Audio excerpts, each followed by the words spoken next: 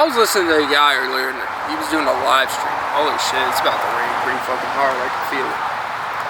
But he was doing a live stream, and he's kind of trying to get his YouTube going. Like, he has like, I think 2.7 thousand subscribers. I've seen a couple, I think his name's like Raymond Thoughts. And to be honest, like, at first, I've seen him in my algorithm for a while, and I never really clicked on his videos because it is kind of like a lot about that men and women stuff, society, and how men have a disadvantage and all this stuff, which there's a lot of truth to it. But, you know, I don't really like listening to guys yap about shit like that, like this channel is. I don't need to listen to stuff that I do myself. It's kind of self-serving. But I've been listening to stuff the past couple days, and some that he did, it was a clip from maybe a live stream or something, and it was about how there's always going to be like people in the comments like, you know, when you want to get a real job, let me know, I got some recommendations. Some guy tried to offer him an insurance salesman, like, well, what are you going to do, because this thing's not making you any money type of shit. And he's like, what is with everyone's obsession with what are you going to do with your life, right? Outside of like your immediate family, you know, I guess, and maybe your partner if you're like younger and stuff, and you guys are working towards stuff, like, what do you want in your life, you know? Why does a complete stranger online like give a fuck what you want to do in your life? There's something weird about that. And my assessment is, and he offered like insurance salesman. Who the fuck wants to do insurance sales? And I notice a lot of people that obsess with what do you want to do with your life. It's always people that do things that they never really planned out themselves. They just fell into it because they knew a guy, they got recommended it, or they followed they just did what all their peers did. It just did a simple finance or insurance sales or whatever, real estate, you know, all that shit. And there's nothing wrong with these jobs, but their obsession with everyone needs to get on board what we do, you know, this is what being successful is all about. It's like, bro, you're watching a live stream of someone that you view as less than you, which tells, if you are what you consume, right? It's always fascinating to me that people will go inside of like a McDonald's or Burger King or a fast food place, and they think they are better than the people that work there. They think they are too good to be in that environment. But if you voluntarily eat something, you are saying, I am not better than this. My standards are exactly this because I am willing to consume this. And it's always fascinating to me because someone like, they may have a good paying job or they've done well for themselves.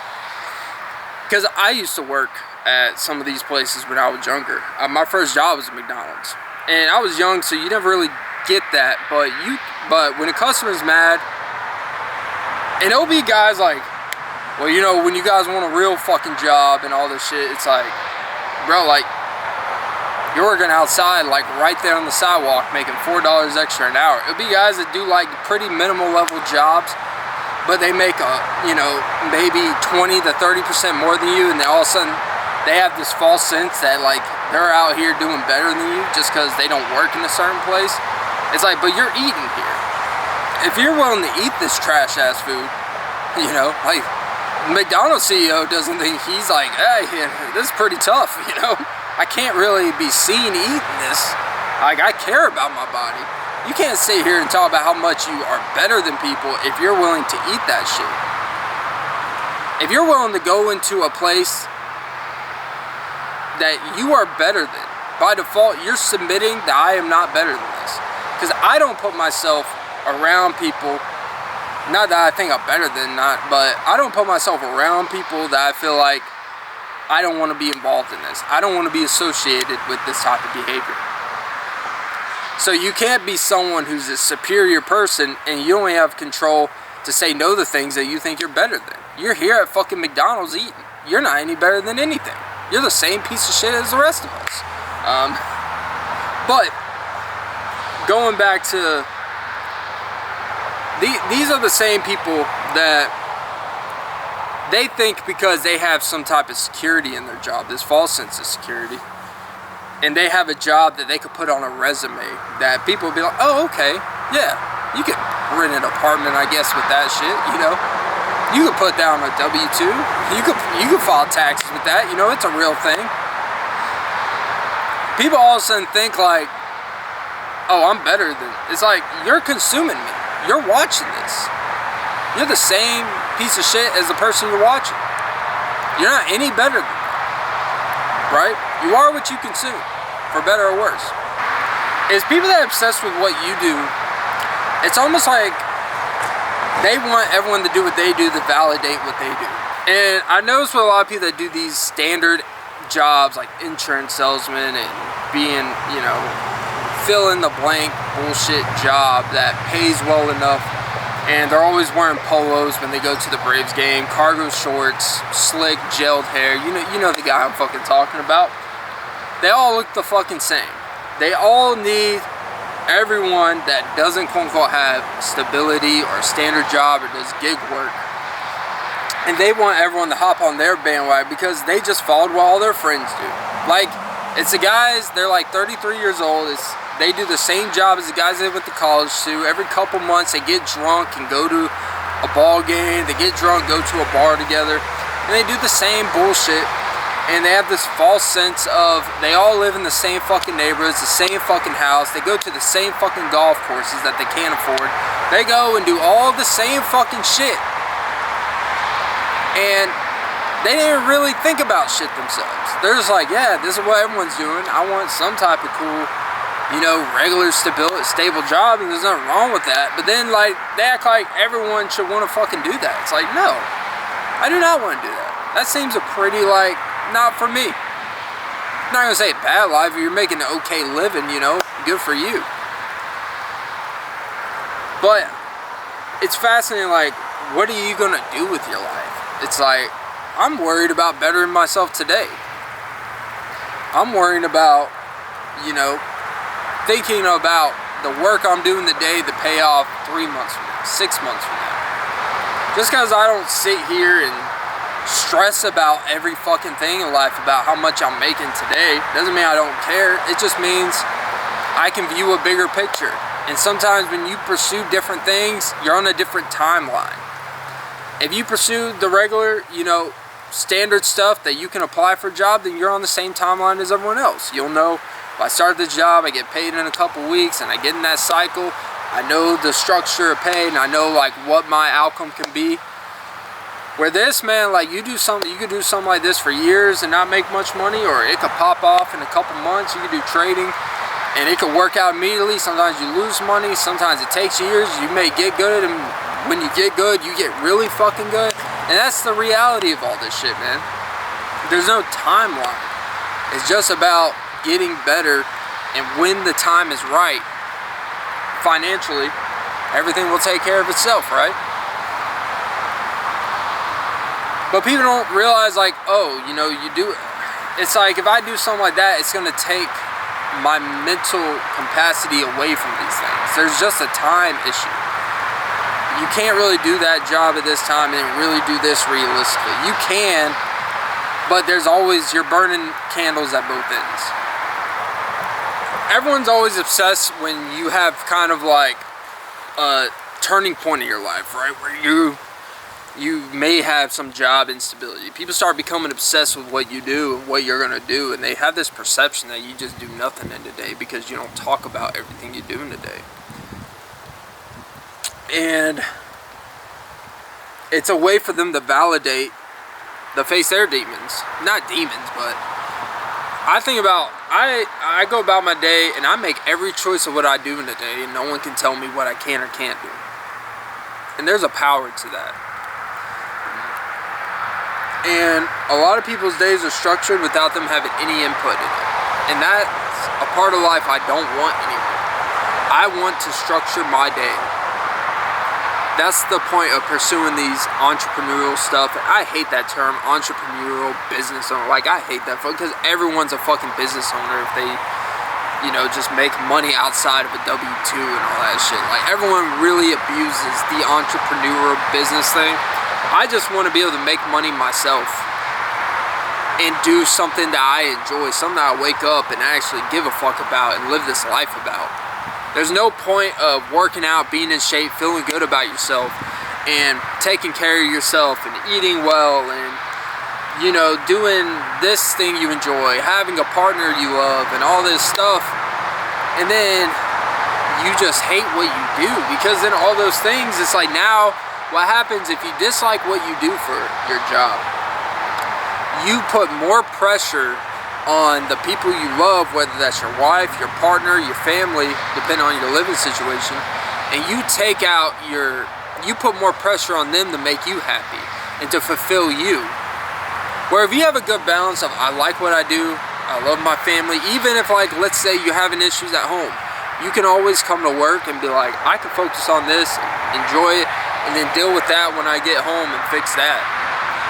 Like, when you start running out of places in your life that you enjoy, you don't enjoy, you run out of places to where I can't even go to the gym and feel good about myself, because my home life, my wife's upset, or I go to my job and, man, I hate what I do, you know, all this shit. Like, your day is occupied, you have nothing enjoyable for yourself at some points.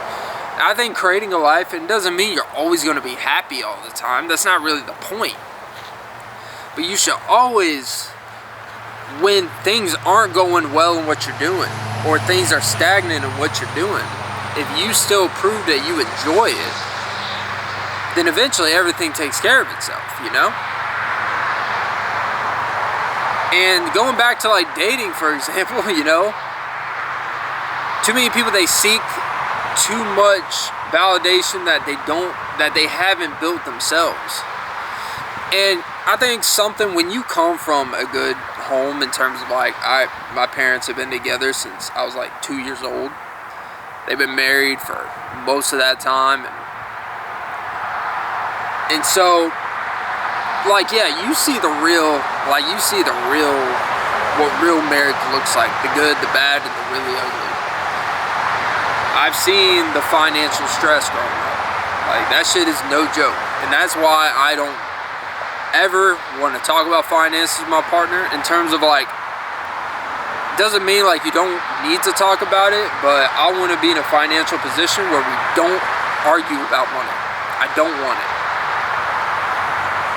Like, if you really, I want to have more than enough to where if we have issues in our relationship, we can actually focus on those issues and not bring money into the equation. Then you have resentment, then you have greed, and all this stuff. Like, and that's why you should never value money as your identity, but you never want it to be a reason why something doesn't work or why you can't do something. That's, you know, financial stability is important, but it shouldn't be your identity of who you are. So be able to separate what that means. But I think we have an issue in, you know, I've been fortunate, like I said, to come from a pretty good family structure. You know, the standard house and all that stuff and everything that comes with that shit, for better or worse. But, you know, I've known a lot of people, a lot of my friends, and to be pretty frank, a lot of women that I've been with, there's typically been a lot of infrastructure issues growing up, you know, whether they have daddy issues in terms of, like, dad wasn't present, or dad wasn't a great person, or they had some type of just hecticness growing up, this and that, moving around a lot. And it's weird when you grow, you're like, you know, and I'll be honest, it's kind of an asshole thing, but I've always been like, you know, it's really, at this point, it's only an issue because you want to focus on it. And like anything, like I said earlier, if you want to find the problem, you can focus and continuously focus on that problem, and it'll become exactly who you are. And I'm not going to tell someone how to deal with stuff, but I do think at a certain point, like, you are what you choose to focus on. If you focus on everything that was unideal in your life, it'll carry with you the rest of your life. But the point I try to make with that is I've had to come to understand that not everyone has had that same, maybe, luxury of family structure like that. So I have to see things more realistically. I've seen the good, bad, and the ugly. And what typically happens is people that come from broken homes, or a dad wasn't present, or whatever the situation, grew up and it was just a lot of hecticness, they seek a lot of pressure on the men they date, like me, for example. You not financially per se, but they rely on you a lot for attention, for time, and if you don't give them, if there's any type of gaps of like, you know, I need my space, then it's like, oh, you don't care about me. You don't want to be, it's like, no, it's like, I'm someone like, I don't think spending, example, a shitload of time with someone is necessarily quality time.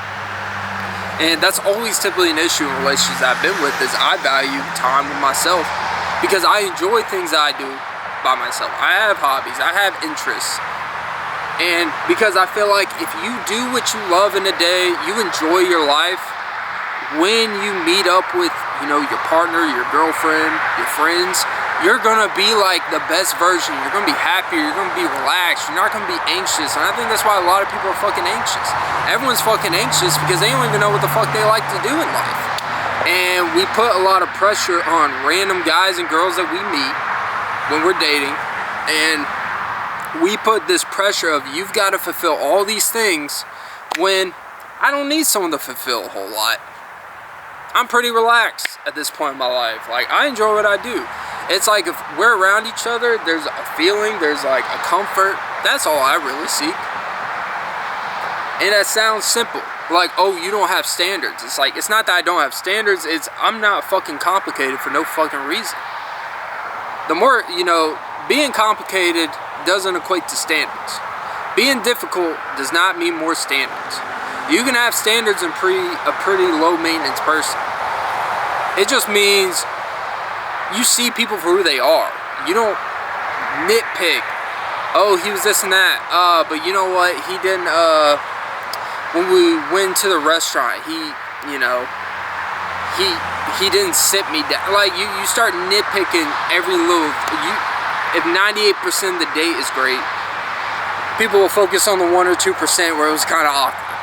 Or when you tripped. Or when you sneezed and she saw a booger, like, you know, that gave her the ick, you know. These are the type of things that when you come from broken homes and you nitpick these little things, people that come from structure, like, why? Like, it's not that big of a deal. If most of the time was great, why are we focusing on the few percentage of time that it wasn't all that great, you know? And I think it's very, very important to learn how to fucking relax, people. You know, I'm not even talking about me, man. It's just, I'm tired of people going online talking about how men are pieces of shit and women are just hoes and all this shit. And you know what? There's obviously people that fit all those descriptions, right? But if you focus on everything that's wrong with someone, you're never going to get anything good out of it.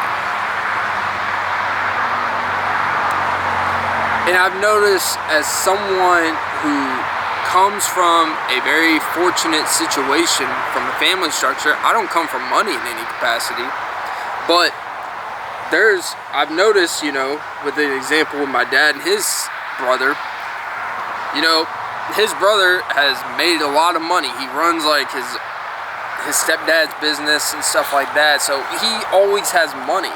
But he's one of the most undisciplined, unstructured people, off the wall, completely off the rails, unpredictable, loose cannon, really a dangerous person who, as I've said before in previous video, who's completely recently lost his shit and has been in a psych ward. And my dad has worked an honest job. Always, you know, there's always been this, like, barely getting by, the financial stress, but he's a genuinely good person. And you see the different sides of it. You can have whatever standards you want out of people. And I think this is, if you take anything away from this video, is it's okay to have your standards. I'm never going to tell someone to lower their standards. I'm never going to tell someone to want less, to accept less. Have whatever standards you want. But accept the territory that those characteristics of those standards come with. If you value someone with money, right? If you value like someone who makes a certain living, you know, chances are, you know why they make a lot of money? They're very dedicated and they don't really have a lot of free time. So don't value time. You can't demand so much of someone's time if it gets in the way of the money aspect that made you attracted to them, or that's a qualification.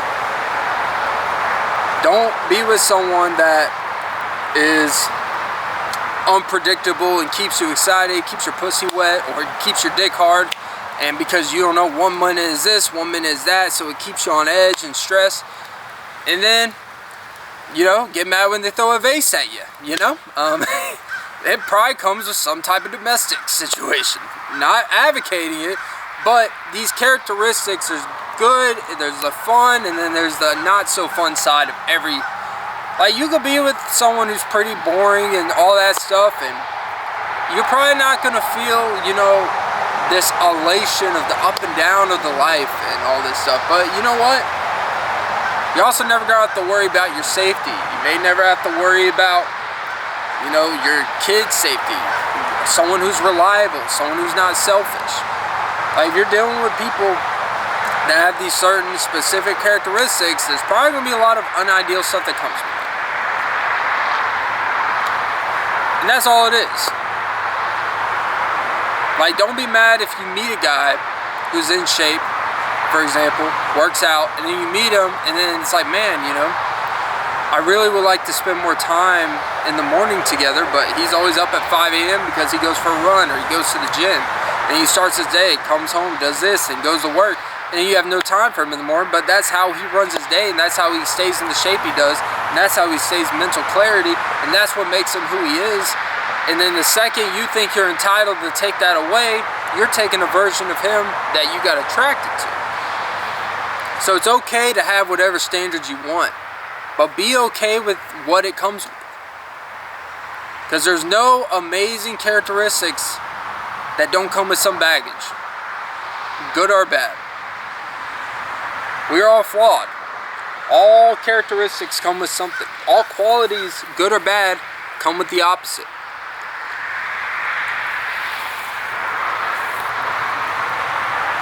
If she's good in bed, she's not right in the head. I heard that quote from a friend.